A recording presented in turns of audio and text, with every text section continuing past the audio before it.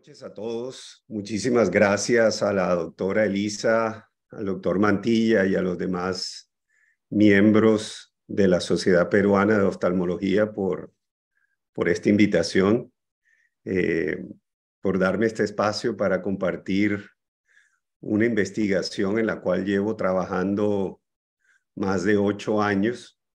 Ha sido uno de mis consentidos en el trabajo. Y bueno, es un placer poder compartir con todos ustedes esta experiencia. Antes de empezar, tengo que aclarar que los dispositivos médicos que voy a presentarles a ustedes se encuentran en un proceso de licenciamiento a una compañía de instrumental quirúrgico oftalmológico y eventualmente voy a recibir unas regalías por ella. Bueno. Para empezar, pues vamos a hablar de la conjuntivomiulerectomía. Es una técnica para corregir la tosis de abordaje posterior para grados leves a moderados de varias etiologías. Tiene la ventaja de que es una técnica simple, rápida. Para mí, su principal ventaja es que no afecta el contorno del párpado superior. Sus resultados son bastante predecibles, no requiere ajustes intraoperatorios. Mientras estamos haciendo esta técnica, no estamos pendientes de colocar un punto de cierta manera u otra que afecte el contorno de los párpados. Se han hecho estudios en los cuales estadísticamente se ve que requieren menos reintervenciones comparado con las técnicas de abordaje anterior y es una técnica de muy rápida recuperación. A principios de este siglo, tanto la Sociedad Americana de Oculoplástica como la Sociedad Inglesa coincidencialmente hicieron unos estudios, unas encuestas a sus miembros en cuanto al manejo de tosis. Y se vio claramente que hay un vuelco en cuanto a los cirujanos de estas sociedades de las técnicas de abordaje anterior hacia técnicas de abordaje posterior. Yo pues me formé como residente en el siglo pasado y también debo admitir que mi técnica favorita eran técnicas de abordaje anterior y casi nunca utilizaba técnicas de abordaje posterior, específicamente la Fasanel y la conjuntivomiulerectomía, debido a que fui entrenado de esa manera, pero con el tiempo me fui pasando a la conjuntivomiulerectomía como técnica de preferencia para abordaje de tosis leves a moderadas. Y como todo cirujano, a medida que uno va ejerciendo una técnica y cada vez la utiliza más en su práctica, empieza a hacer ciertos cambios para ver cómo puede mejorar, cómo hacer la técnica mucho más eficiente. Y yo creo que todos tenemos nuestra técnica particular para corregir un ectropion, ponemos un punto de una manera u otra, hacemos una cantoplastia de manera diferente, cogemos pasos de una técnica que leemos en un artículo y cogemos pasos de una técnica que aprendimos en un congreso y así vamos formando nuestra propia técnica. Entonces, en resumen de lo que les voy a mostrar el día de hoy es cómo he ido yo modificando y he ido mejorando esta técnica que pues está tan establecida y es una técnica relativamente sencilla. Voy a referirme específicamente a 3 pasos de la cirugía. Los voy a presentar en manera en los cuales se hacen, pero no coinciden, y ya les hablaré un poco más adelante acerca de esto, de cómo fui desarrollando. Principalmente desarrollé los pasos de las técnicas sin sutura inicialmente y estos pasos iniciales en la técnica los fui desarrollando después de que desarrollé la técnica sin sutura. Entonces, si nos ponemos enfrente de un paciente imaginario y nos disponemos a hacer una conjuntivomiulerectomía, El primer paso que modifiqué fue la medición y la marcación de los pacientes. ¿Cuál fue la dificultad que encontré en este paso que me hizo cambiarla? Y es que las marcas, cuando uno las hace a nivel del borde superior del tarso, no existe un ancho o una distancia estandarizada entre los diferentes puntos que vamos a marcar. Y la otra cosa es que hace que cuando uno coloca el compás sobre el borde superior del tarso, uno no está completamente seguro que está colocando la punta del compás completamente perpendicular al borde. De pronto está un poco angulado y eso puede afectar el ancho eventual de la cantidad de tejido que uno va a resecar. ¿Cuál fue la solución o qué decidí yo cambiar o ingeniarme para estandarizar, para mejorar este paso? Y fue el desarrollo de un marcador que tiene dos juegos paralelos de 3 marcas, una central y 2 laterales. La distancia entre estas marcas siempre es constante y lo que uno ajusta es la distancia entre los dos juegos de marcadores. Y aquí ven el marcador, ya desde la primera foto es una vista superior del marcador, en el cual vemos una escala milimétrica, el cual el cirujano ajusta dependiendo de la cantidad de tejido que quiere resecar. Y en la parte posterior, que es la foto de abajo, pueden apreciar la manilla con la cual uno ajusta la distancia entre los juegos de marcadores y pueden ustedes apreciar aquí, permíteme un momento, acá, este juego de marcadores es el juego de marcador fijo, que es el que se pone sobre el borde superior del tarso, tiene un marcador central y los dos laterales. Y este es el juego de marcadores móvil. La distancia entre estos dos marcadores es la que ajustamos con esta perilla. Y aquí vemos una foto de cómo lo colocamos en el paciente. Una vez hemos hecho la eversión del párpado superior, vamos a colocar el marcador con la distancia previamente determinada, los marcadores fijos sobre el borde superior del tarso y los móviles sobre la conjuntiva, que nos va a determinar la distancia del tejido a resecar. Posteriormente, podemos aplicarle una tinta como violeta de genciana o cualquier, tocar estas puntas con un marcador indeleble y cuando coloquemos el marcador sobre los tejidos, nos van a dejar unas marcas. Ustedes aprecian acá que en este caso ven unas marcas en la conjuntiva. Esto es lo que deja el marcador cuando uno le aplica una pinza de electrocauterio. Uno toca el marcador con la pinza de electrocauterio e inmediatamente quedan las marcas sobre la conjuntiva. De hecho, esa es mi técnica predilecta. Y aquí les voy a mostrar un video de cómo hago yo esa parte de la marcación, de la colocación del marcador. Entonces, evertimos el párpado, yo hago una primera marca central sobre el borde superior del tarso que me sirve para alinear el juego fijo de marcadores. Una vez he alineado esa marca central, me dispongo a tocar los marcadores móviles, el set móvil, con la diatermia monopolar, y ahí ustedes pueden apreciar cómo inmediatamente queda las marcas sobre la conjuntiva. Prefiero esta técnica porque por más lágrimas, por más que toquemos el tejido con otros instrumentos, pues esa marca no se va a borrar, no se va a mover de ahí. Bueno, esa es otra vez. Bueno, El segundo paso de la cirugía que decidí modificar es la aprehensión y la exposición de los tejidos que vamos a resecar.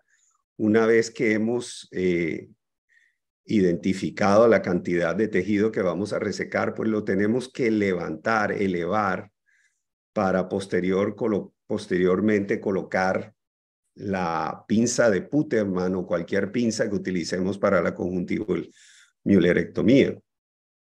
La dificultad que yo encontraba con este paso de la cirugía es que se puede o está descrito en la literatura hacerlo de dos maneras. La primera es utilizar una sutura de tracción.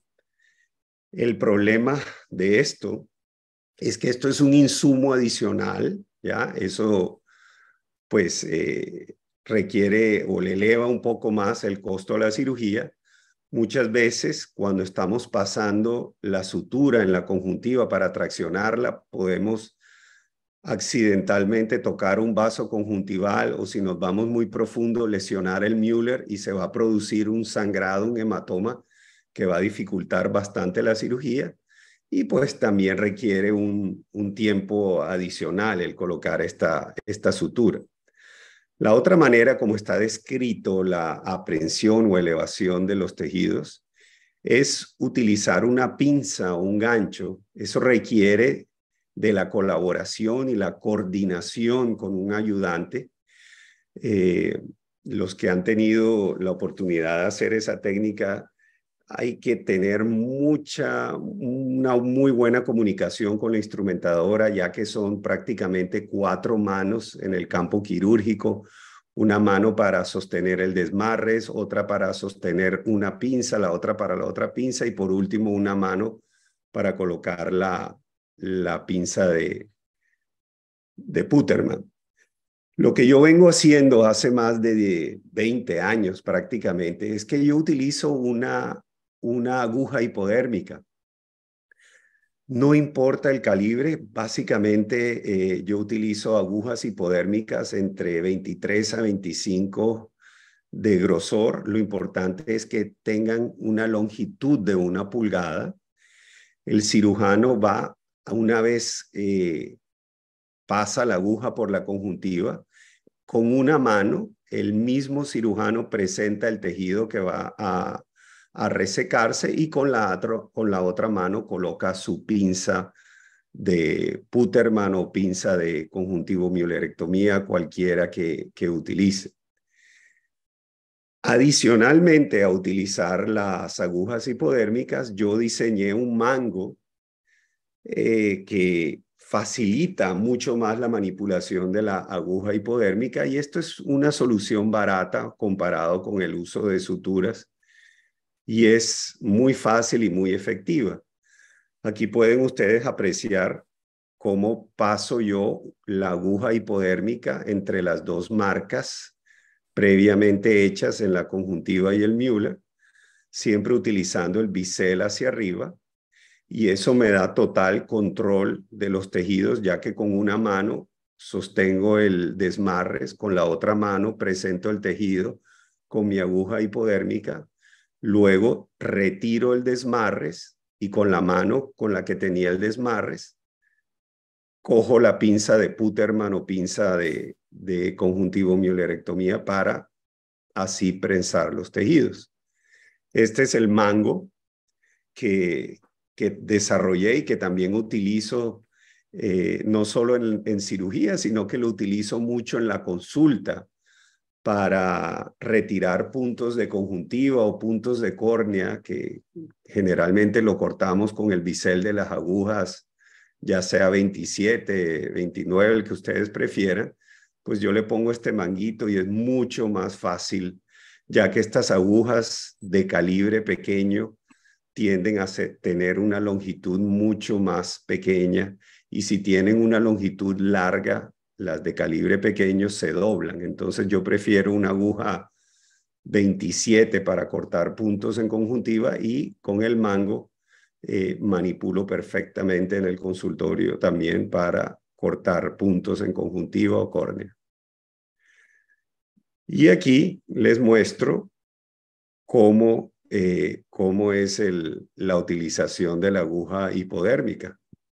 Ya hemos hecho nuestras marcas, entonces vamos a colocar la aguja hipodérmica de manera subconjuntival, de manera paralela al borde superior del tarso, de una marca a otra, salimos, soltamos el desmarre, ahí la instrumentadora me pasa la pinza de Puterman, fíjense que estoy usando una pinza de Puterman, y con eso el cirujano se encarga tanto de presentar como de fijar los tejidos.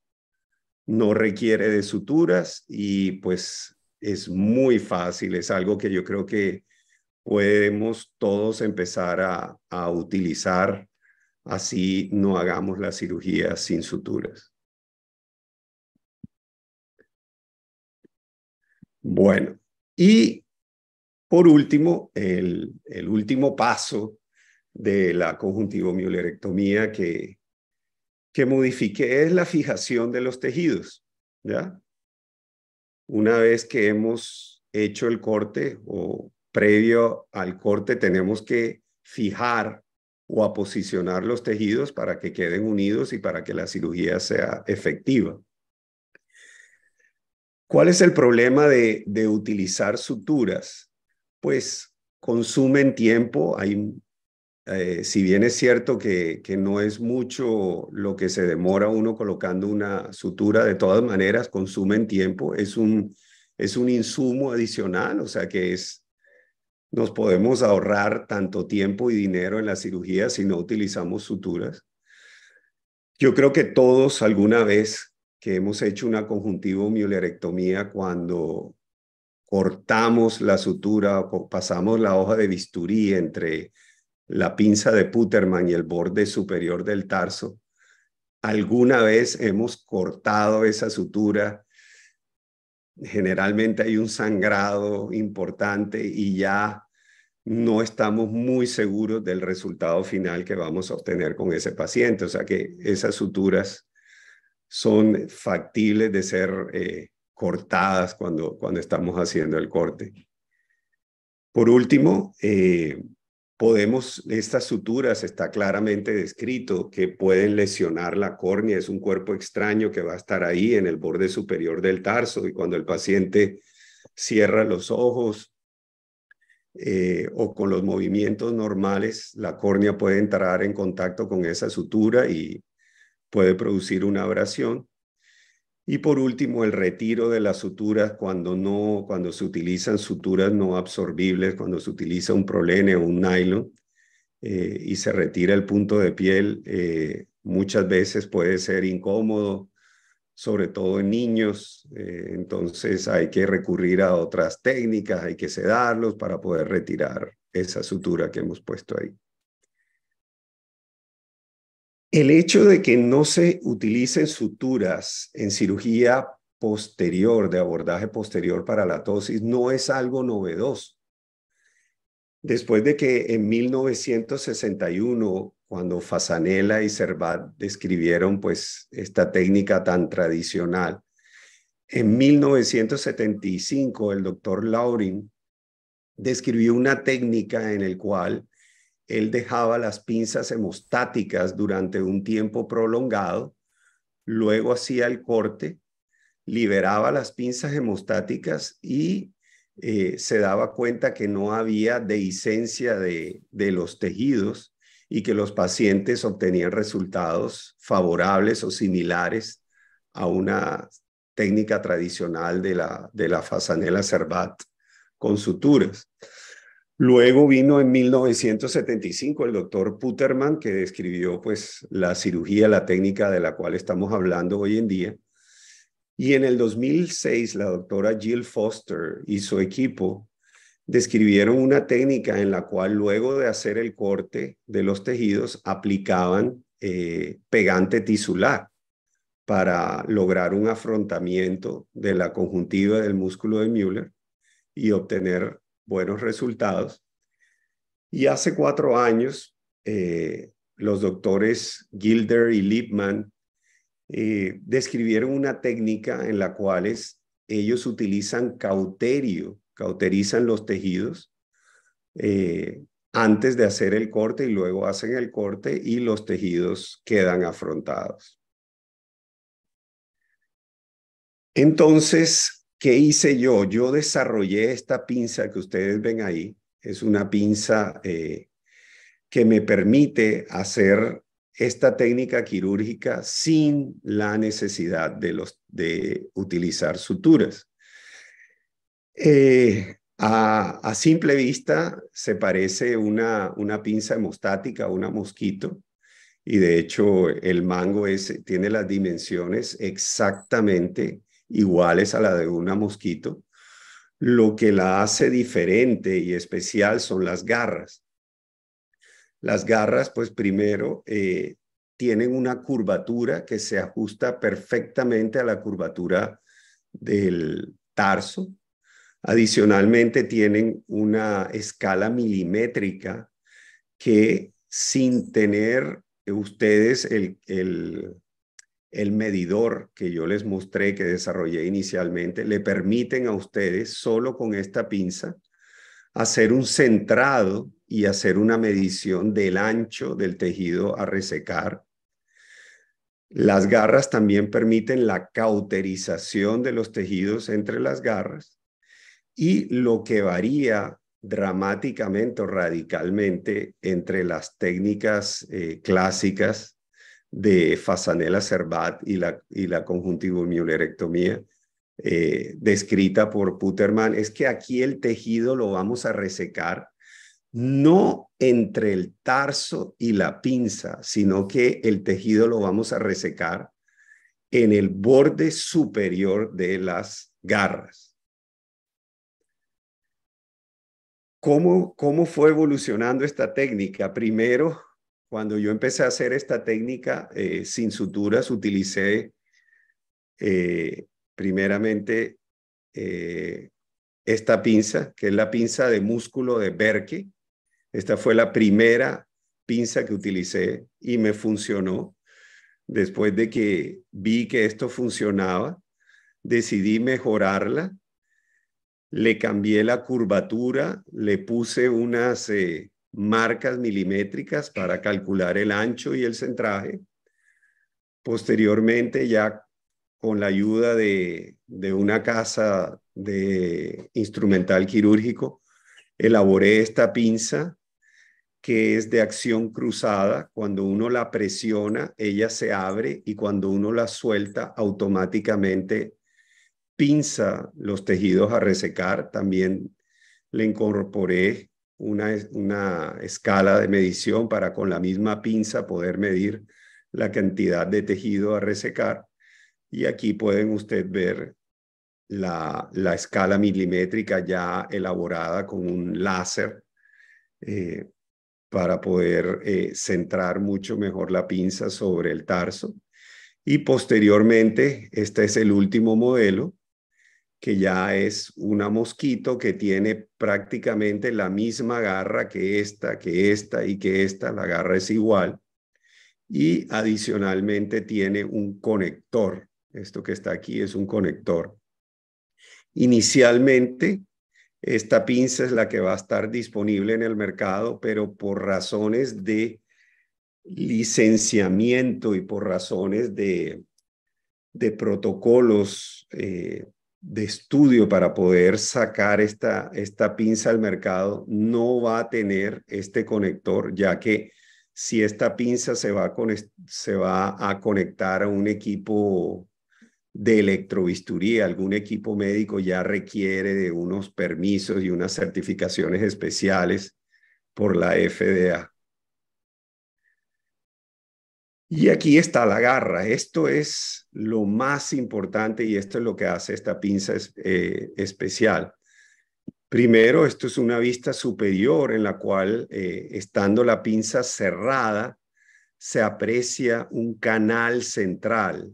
Aquí ustedes ven que la pinza está cerrada, pero tiene una muesca, un canal en todo el centro de las garras, en su parte conveja o parte superior. Y el objetivo de ese canal, es que cuando uno reseca el tejido, va a quedar un muñón de músculo de Müller y conjuntiva en este canal, va a quedar ese muñón intacto, que es lo que posteriormente vamos a cauterizar. Aquí vemos la vista de lado, en la cual pueden apreciar la marca central, que siempre la alineamos con el centro del tarso, y las marcas milimétricas laterales, con las cuales podemos a lado y lado colocar o medir el ancho de conjuntiva que vamos a resecar. Como les decía, con mi marcador, el marcador que les presenté inicialmente, ya este ancho ya está estandarizado. Ya lo tengo estandarizado en todos mis pacientes, no importa de qué edad, ya va a tener un ancho estándar. Y aquí tenemos la vista oblicua en la cual pues se aprecia mucho mejor este canal central. Como la altura de las garras mide 2 milímetros, esta altura, hay que modificar un poco el nomograma que utilizamos a la hora de medir el tejido a resecar. Normalmente la resección que está descrita y que utilizamos nosotros es una resección de 8 milímetros. Entonces, uno hace la marca a la mitad del camino, o sea, a los 4 milímetros, para que cuando uno eleve el tejido, como hay 4 milímetros a cada lado, pues terminamos resecando los 8 milímetros que hemos considerado. Como esta pinza tiene, ya les expliqué, unas garras que miden 2 milímetros de alto, tenemos que compensar y añadirle estos 2 milímetros. Por lo tanto, para ponerles un ejemplo, si vamos a resecar 8 milímetros, normalmente pues los 8 lo dividimos por 2, o sea, 4, pero no vamos a poner la marca a 4, sino que la vamos a poner a 6, si vamos a hacer una resección de 8, porque los otros 2 milímetros no pues quedan en el centro de la garra y no quedan afectados, no son resecados. Yo inicialmente hacía las resecciones sin hacer este factor de corrección y me quedaban hipocorregidos. Después llegué a la conclusión que era esto y de ahí en adelante todos los pacientes me quedan tal cual. Esta pinza, pues es el modelo que no está disponible en el mercado y quería mostrárselas. Se conecta por este cable al monopolar y se conecta al Bobby, al electrobisturí. Y lo bonito de esta pinza es que uno simplemente presiona el pedal del cauterio monopolar y ya quedaron los tejidos cauterizados. Lo único que tiene que hacer uno es resecar y se acabó la cirugía. Y pues después de toda esta explicación, toda esta charla de pasos y de técnicas y pinzas, yo creo que esto, de toda la charla, esto es lo más diciente. Aquí vamos a ver cómo es la técnica. Esto es un resumen de todos los pasos y vamos a ver cómo funcionan todos los instrumentos. Esta técnica, quiero decirles que pues está editada, pero normalmente en promedio me demoro 3, máximo 4 minutos en realizarla. Desde que coloco el punto de tracción en el párpado superior desde que suelto la pinza de electrobisturí. Entonces, lo primero que hago aquí es que, de acuerdo al plan quirúrgico, cuadro el marcador, hago la infiltración subconjuntival de anestésico, hacemos la marcación en el centro del tarso, ya, la parte más curva, y ahí vamos a colocar la marca central del marcador. Una vez la hemos colocado, vamos a cauterizar ese tejido para que nos queden las marcas, y ya teniendo las marcas vamos a colocar de nasal a temporal, es muy importante, porque la pinza se va a colocar de temporal a nasal. Ahí colocamos la pinza a ras del borde superior del tarso. Si no la tenemos conectada al cauterio monopolar, pues utilizamos la pinza de bipolar. En la parte superior, en el borde superior de la pinza, con una hoja de bisturí a ras del borde superior, vamos a colocar los tejidos a resecar. Esta es la parte que a veces uno con la pinza de Putterman puede lesionar la sutura, cortar la sutura. Aquí pues no hay sutura. Y si ustedes ven, en todo el centro de canal queda un muñón. Lo cauterizamos con la punta de colorado, la punta fina de diatermia monopolar. Retiramos la pinza y miren ustedes cómo quedan los tejidos en la posición perfecta y no hay una sola gota de sangre. Y se acabó la cirugía. Eso es todo.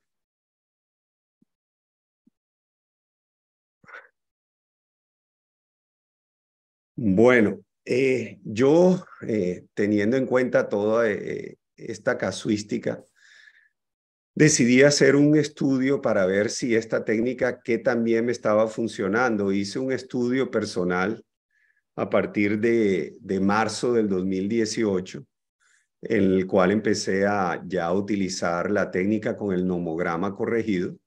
Logré reunir 43 pacientes en los cuales les hice exclusivamente conjuntivo müellerectomía.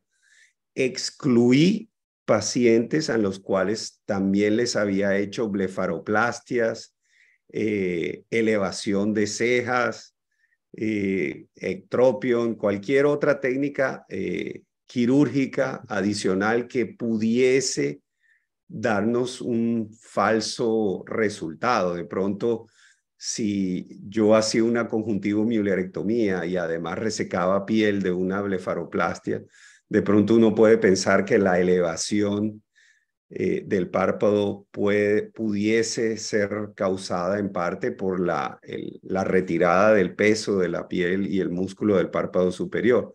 Por lo tanto, logré reunir 43 pacientes en los cuales solamente les hice conjuntivo müellerectomía. Fueron 27 mujeres, 16 hombres. En total fueron 61 párpados, ya que fueron 18 pacientes de casos bilaterales y 25 pacientes de casos unilaterales. Con respecto a la distancia reflejo margen superior, la media preoperatoria era de 1.6 milímetros y subió a 3.7 con ese rango que ustedes aprecian ahí. Logré una simetría, o sea, una definida simetría como una diferencia no mayor a 1 milímetro de distancia o de altura entre un párpado y el otro, casi en el 97% de los pacientes. Y aquí pues venía tal vez la parte que más me interesaba a mí, las complicaciones, la seguridad de esta cirugía. Lo que más se quejaban los pacientes es que a pesar de que no utilizábamos sutura, 18 pacientes se quejaban todavía de sensación de cuerpo extraño durante la primera semana. Eso pues en todos los pacientes desapareció. En 4 pacientes tuvieron edema palpebral prolongado y tal vez esta es la diferencia mayor con respecto a la conjuntivo müellerectomía, que al uno aplicar cauterio sobre los tejidos definitivamente va a generar más edema. Por lo tanto, hoy en día la cantidad de cauterio que utilizo o el tiempo en el que aplico el cauterio sobre el tejido es mínimo, lo he reducido dramáticamente y lo que prefiero hacer es, basado en los estudios del doctor Lauder, es que dejo más bien la pinza por ahí unos 30, 40 segundos fijando los tejidos sin tocarlos, sin hacerle nada. esperando que esa acción de presión de las garras macere los tejidos y los ponga en aposición. Y por último, tuve 2 pacientes que presentaron sangrado posquirúrgico, ninguno de manera significativa, ninguno presentó dehiscencia de la herida, y lo sé porque los 2 pacientes que presentaron sangrado posquirúrgico después terminaron con una corrección satisfactoria de la tosis. Y entonces aquí les tengo unos casos. Este es un caso de, como ustedes se van a dar cuenta, son casos en los cuales no hay otro procedimiento quirúrgico adicional, no hay cicatrices en piel. Este es un caso de una tosis del ojo izquierdo. Lo que más me gusta de la técnica del abordaje posterior es el tema del contorno, que no se afecta, es exactamente simétrico. Este es otro caso unilateral, en los cuales no se hizo ningún otro procedimiento. Y aquí ven ustedes estos casos ya bilaterales. Ambos ojos fueron intervenidos. Aquí tenemos el pre y el post. En un hombre. Ven ustedes los resultados, cómo les cambia dramáticamente el aspecto. Miren este caso tan lindo en el cual se ve prequirúrgicamente los sulcos profundos en el párpado superior, y una vez se corrige la tosis por abordaje posterior, desaparecen ese hundimiento. Uno pensaría que solo la técnica de reposición de la aponeurosis logra esto, pero esto se hizo solamente con una conjuntivo-mühlerectomía. Y esta paciente, que es una paciente muy querida, una paciente muy especial para mí, porque llegó quejándose de que, a pesar de ser una señora mayor, le hacían matoneo, bullying los compañeros de trabajo. Decía que la excluían de las fotos de grupo. Yo le propuse corregirle la tosis y corregirle la malposición o la retracción de los párpados inferiores. Ella me dijo que eso era un factor familiar, y evidentemente su madre también tiene esos párpados inferiores caídos. Hay personas que los tienen así y son normales. Y después de que le hice la cirugía, su vida, dice que le cambió, se sentía mucho más segura y que socialmente se integraba muchísimo más con sus compañeros de trabajo. Entonces, en conclusión, la conjuntivo-mühlerectomía sin suturas es una técnica rápida. Como les digo, dura 3 minutos, 4 minutos máximo. Es muy efectiva para corregir tosis de leve a moderada. Yo siempre o solo utilizo esta técnica en pacientes a los cuales les hago la prueba de fenilefrina en la consulta y me responden. Si no me responden, no utilizo esta técnica. O si responden parcialmente y no alcanzo el nivel que deseo con la prueba de fenilefrina, evidentemente me voy por un abordaje anterior y desecho esta técnica. Se puede utilizar en pacientes con tosis de diferentes etiologías, tanto congénitas como adquiridas, como les decía, siempre y cuando respondan a la prueba de fenilefrina con absoluta tranquilidad, pueden utilizarla en el quirófano. Hoy en día la utilizo muchísimo en la blefaroplastia superior como un procedimiento adjunto a la blefaroplastia, porque adiciona un efecto rejuvenecedor, abre un poquito más los párpados. Hoy en día un motivo muy frecuente en la consulta mía es que los pacientes, cuando están en redes sociales y se toman fotos, que les sale un párpado un poco más pequeño que el otro. Esta técnica es espectacular para adicionársela a una blefaroplastia. tiene un perfil muy alto de seguridad y comodidad para el paciente. Y por último, pues a medida que el instrumental para esta cirugía se distribuya, lo empecemos a utilizar en diferentes partes del mundo, podemos popularizar un poco más esta cirugía, depurar la técnica y el algoritmo, sobre todo en temas de la cantidad de tejido a resecar y el tiempo en el cual aplicamos el cauterio sobre los tejidos para lograr la posición adecuada y adherencia sin producir o sin generar una inflamación adicional. Entonces, pues, como les decía, esto siempre ha sido, no ha sido un proceso fácil, esto no ha sido de la noche a la mañana, esto ha sido por más de 15 años en los cuales llevo trabajando en la modificación de la conjuntivomioliarectomía y hoy por hoy tengo la dicha de compartir esto con ustedes de una técnica que es efectiva, segura y que solo demora 3 minutos en realizarse y le permite a uno obtener resultados como los que ustedes acaban de apreciar. Aquí les dejo la información mía por si acaso tienen alguna pregunta y aquí les pongo el laboratorio o la casa que va a fabricar este instrumental.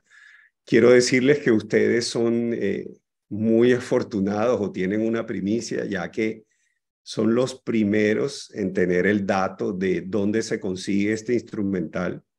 Ni siquiera los oftalmólogos de Colombia saben esta información. Esta información la recibí esta semana. Ya estos instrumentos están en el catálogo de esta casa médica y van a estar disponibles a partir del lunes de la próxima semana en esa página web. Muchísimas gracias. Muy bien, doctor Montoya, gracias por la excelente charla. Nosotros acá, los amantes de la Fasanella Cervat, nos ha puesto en guardia para poder hacer esta técnica nueva y sobre todo con el instrumental que ha diseñado. Ojalá lo tengamos pronto a la mano. Sí. Si alguien de la audiencia debe tener alguna pregunta, por favor.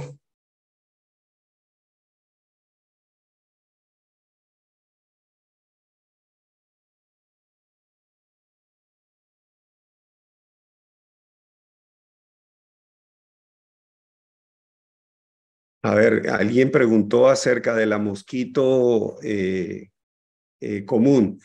La verdad es que no se puede utilizar porque la mosquito común, si ustedes ven, tiene unas garras que se van disminuyendo de calibre. Entonces uno no puede resecar la misma cantidad del lado temporal que del lado nasal. Y pues obviamente las mosquitos son rectas, entonces no se ajustan a la curvatura del tarso. Yo, como cuando empecé a utilizar la técnica, como les mostré inicialmente, utilizaba una pinza de Berke, ya era la que yo utilizaba. Y esa me funcionó mejor, pero no me daba la tranquilidad de que estuviera logrando una cauterización y una posición adecuada de los tejidos. Con el canal central de la garra que le diseñé, una vez uno lo cauteriza, es increíble cómo cuando uno suelta esa pinza no hay ni una sola gota de sangre que se derrame en el campo quirúrgico.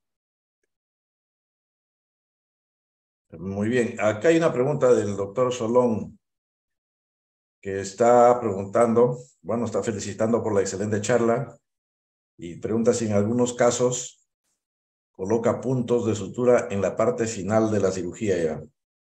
No, porque pues eso es lo que Evita. Eso es lo que he tratado de dejar, no coloco absolutamente nada.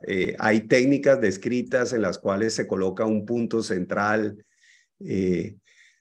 pero no coloco porque pues eso es el propósito de esta cirugía, no colocar ni una sutura. ¿Ya? Claro. Una pregunta. ¿Y en los niños corremos el riesgo que de un niño se frote el párpado? Porque no todo el tiempo lo van a estar chequeando. ¿Hay algún riesgo o se le ha presentado casos así de que al frotarse haya habido una dehiscencia? El caso del sangrado, uno de los casos fue precisamente un niño y pues no le voy a negar, sentí bastante temor, sobre todo por el hecho de que cuando uno ha generado una cicatriz en la parte posterior del párpado y después tener que reintervenir no es agradable y no es tan predecible. Pero afortunadamente no sé qué pasó, mi Dios es grande, he operado niños de tosis congénita, obviamente son tosis congénitas pequeñas que me Claro. responden a la fenilefrina. Entonces, generalmente los niños, el menor al cual he hecho esta técnica es un niño de 8 años y me ha ido bien. O sea, la he utilizado en niños, adolescentes, adultos y no he tenido problema. Hasta ahora no he tenido el primer caso en el cual yo haga la técnica y el párpado me quede más abajo que lo que estaba antes de la cirugía, que era pues cuando empecé a hacer esta técnica era el temor de que si yo hacía esto y tenía una dehiscencia, pues iba a desinsertar el Müller del borde superior del tarso, iba a agravar la tosis porque no hubo una, pero no he tenido el primer caso de esto. Ya. Doctor, en promedio, digamos, para calcular, digamos, la cantidad de tejido a resecar, ¿cómo es el algoritmo que tienen? Eso es una excelente pregunta y eso, bueno, ahí, si uno revisa la literatura, hay personas que si le responde a fenilefrina, a todo el mundo le hacen la misma cantidad de resección, ya estandarizada. La persona que aboga por eso a nivel mundial más conocido es el doctor Ruthman, Ruthman hijo, no Jack, sino Daniel Ruthman. Él hizo un estudio comparativo con el doctor Goldberg y no encontró diferencia en cuanto a los casos del doctor Robert Goldberg, en el cual él cambiaba la cantidad de tejido a resecar dependiendo la función del elevador y dependiendo de la respuesta a la fenilefrina. Y él no encontró diferencia. Yo sí, mi algoritmo es el siguiente. Si el párpado me queda exactamente donde yo quiero que me quede luego de la prueba con fenilefrina, yo le reseco a una resección de 8 milímetros. ¿Ya? Si me queda más abajo, máximo de 10 milímetros. ¿Ya? Y si me queda un poquito más alto, 6 milímetros, o sea, 6, 8, 10. Ese es mi algoritmo científicamente hecho con ChatGPT, inteligencia artificial, experiencia profesional, manos del cirujano, que en realidad pues es lo que me ha funcionado y a eso me refiero en cuanto a las conclusiones, que necesitamos, si esta técnica se populariza, si las personas empezamos a utilizar este instrumental, se pudiese hacer un estudio mucho más válido en cuanto al algoritmo a utilizar. Excelente. Bueno, por acá hay una pregunta relacionada a la cauterización. Si es que hay un aumento de la hipercorrección por la mayor cicatrización que produzca, digamos, la cauterización, ¿no? Y asociado a esto también, otra pregunta adicional es el edema que se produce, cómo lo trató, ¿no? Y si la pregunta final ahí dice si tuvo casos de hipercorrección por fibrosis. ¿Cómo lo solucionó? Ok, bueno, si ustedes se fijan, bueno, vamos a empezar por la primera. Todavía no se sabe a ciencia cierta cómo funciona la conjuntivomiulerectomía. Hay unas teorías mecánicas y hay unas teorías, digamos que neurológicas. Las teorías neurológicas dicen que al uno tensar el músculo de Müller, hay unos mecanorreceptores en el músculo de Müller que van a hacer, al tensar el músculo de Müller, van a ir a dar esa información a nivel cerebral y van a hacer que el elevador del párpado actúe más y el párpado se eleve. Esa es la teoría neurológica. Está la teoría mecánica, que es que dice que al uno resecar ese tejido va a aproximar más o va a producir una aplicatura en la aponeurosis del elevador y va a hacer que todo el complejo elevador-aponeurosis se acerque al tarso y se eleve el párpado. Yo soy más, yo honestamente creo que es más por ese lado, por lo que he visto que sí, sí es cierto que si yo varío mi cantidad de tejido a resecar, sí voy a obtener diferentes niveles de altura. Ahora, no desecho la parte neurológica del todo, porque no sé si ustedes se fijaron el primer caso que les presenté de la paciente de tosis unilateral que quedó hipercorregida. Si ustedes lo vieron, quedó un poquito más alto que el ojo contralateral. Tengo que confesarles que esa paciente es mi cuñada, ¿ya? Y yo no le hice absolutamente nada a esa paciente. Y al cabo de 2 meses, la altura de ambos párpados es exactamente igual. Y esto es que la cirugía de tosis es como la cirugía de estrabismo, ¿ya? No es solo la parte mecánica, sino que entra en juego el cerebro, el computador central. Entonces, esas pequeñas hipercorrecciones o hipocorrecciones con el tiempo se compensan. Pudiese yo, honestamente, en ningún paciente he tenido una hipercorrección que haya yo tenido que hacer algo.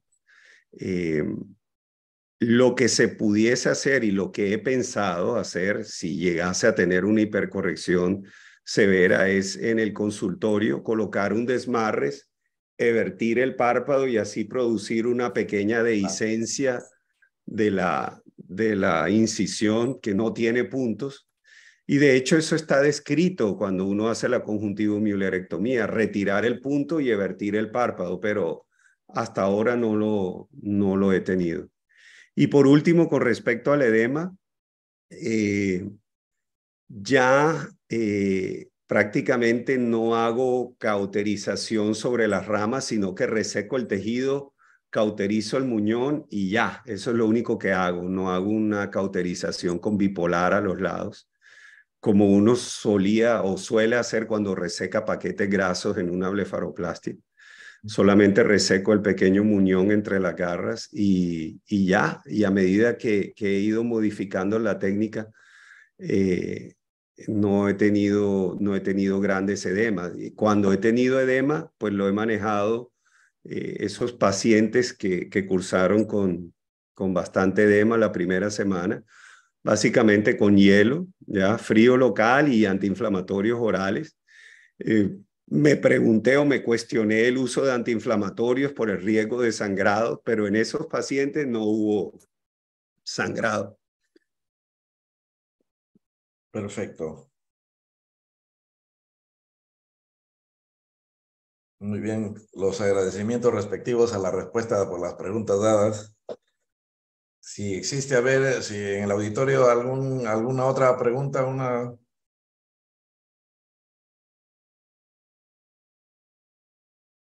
pueden escribir al chat la pregunta, por favor. Bueno, se nos pasó aquí una pregunta del, digamos, ¿cuál es la casa que va a ofrecer el instrumental, ¿no? Se llama Bueno, Corsa Medical. Yo empecé, esto es una historia larga, pero yo empecé trabajando con una casa que se llama ASICO, American ya. Surgical Instrument Company. Ujú. Al año de yo estar trabajando con esa casa, Catena compró ASICO y hace año y medio Corsa compró, absorbió a Catena. Ya no existe Catena, imagínense esa casa tan conocida. Ya no existe, entonces se llama Corsa, con Z, Corsa Ya, Medical. perfecto. Bueno, si es que no hay otra pregunta del auditorio, creo que nos damos por finalizada la excelente charla, doctor. Gracias por las respuestas a las diferentes cuestiones que le han hecho.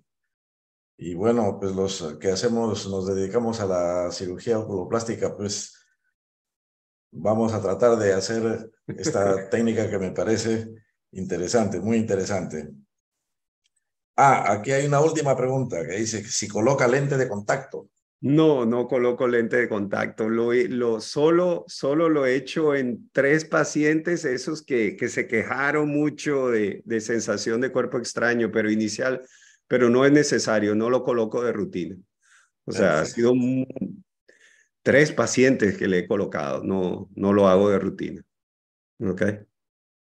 Buena lubricación, eso sí, Eso sí. lubricación y les formulo una combinación de antibiótico corticoide durante 10 días, no es más. Perfecto. Bueno, muchas gracias, doctor, por su excelente charla, por compartir toda su experiencia con nosotros. No, Muy, gracias muy por la agradecidos. oportunidad. Y siempre a la orden, y cualquier persona que quisiese saber o ahondar un poquito más en la técnica, estoy a disposición de todos. Ok, muchas gracias. Bueno, Anotado, como dice. buenas noches. Muy bien, buenas noches, doctor. Muchas gracias. Hasta luego. Gracias a toda la audiencia.